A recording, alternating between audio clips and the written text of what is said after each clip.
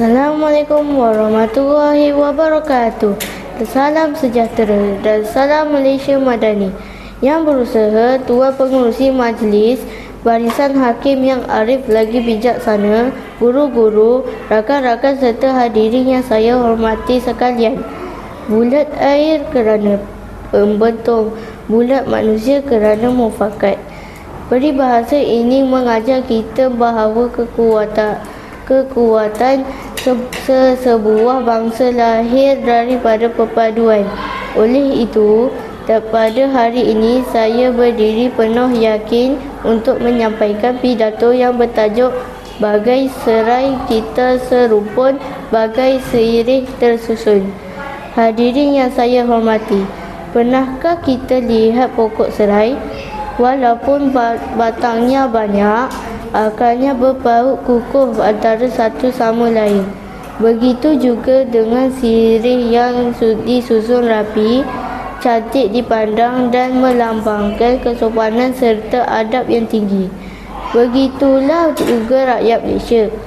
Walaupun kita berbeza bangsa, agama dan budaya, kita hidup di bawah satu bumbung yang sama, iaitu Malaysia. Perbezaan bukan alasan untuk berpecah, sebaliknya menjadi kekuatan yang menyatukan kita. Hadirin sekalian, paradigma pertama saya, akidah teguh hormani kukuh. Prinsip pertama rukun negara ialah kepercayaan kepada Tuhan. Setiap agama mengajar umatnya supaya berbuat baik, menghormati orang lain, saling membantu dan hidup dalam kasih sayang. Apabila kita mengamalkan nilai-nilai murni ini, pergaduhan dapat dielakkan, persahabatan dapat dipupuk dan perpaduan akan terus subur. Murid yang menghormati guru, menghargai ibu bapa yang menyayangi rakan-rakan, sebenarnya sedang menghayati semangat rukun negara. Hadirin yang dikasihi, paradigma kedua saya, raja ditaati, negara hormati. Prinsip kedua rukun negara ialah kesetiaan kepada raja dan negara. Raja ialah lambang perpaduan rakyat Malaysia. Sebagai rakyat yang bertanggungjawab, kita perlu menghormati institusi diraja, mematuhi undang-undang dan sentiasa mencintai tanah air. Sebagai murid pula, kita boleh menunjukkan semangat patriotik dengan menghormati jalur gemilang, menyanyikan lagu negaraku dengan penuh semangat serta menjaga nama baik sekolah dan negara. Ingatlah, negara yang aman lahir daripada rakyat yang bersatu dan saling menghormati. Hadirin yang saya hormati, paradigma ketiga saya, yang sedikit kita semai, yang banyak kita tuai.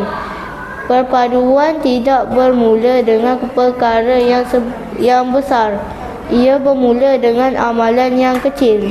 Mengucapkan salam kepada guru, menghulurkan senyuman kepada rakan, berkongsi bekal dengan kawan berlainan kaum, bekerjasama membersihkan kelas, menghormati budaya dan kepercayaan orang lain.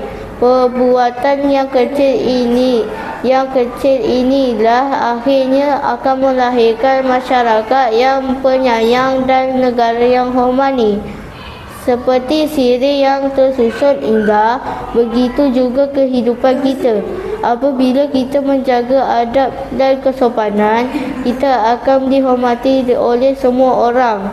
Hadirin sekalian, Malaysia menjadi contoh kepada dunia kerana rakyatnya hidup dalam suasana aman walaupun berbilang kaum dan agama. Keamanan yang kita nikmati hari ini bukan datang dengan sendiri, tetapi hasil usaha generasi terdahulu yang sentiasa mengamalkan semangat perpaduan. Kini, tanggungjawab itu berada di bahu kita pula. Kita generasi pewaris yang akan memastikan keharmonian negara yang terus berkekalan. Hadirin yang saya kasihi, sebagai penutup bicara, marilah kita menjadikan rukun negara bukan sekadar lafaz setiap kali perhimpunan, tetapi diamalkan dalam kehidupan seharian. Hormatilah guru, sayangilah rakan, kasihilah keluarga, cintailah negara. Kerana sesungguhnya bagai serai kita serupun, bagai siril tersusun. Bersatu kita teguh, bercerai kita roboh. Sekian, terima kasih.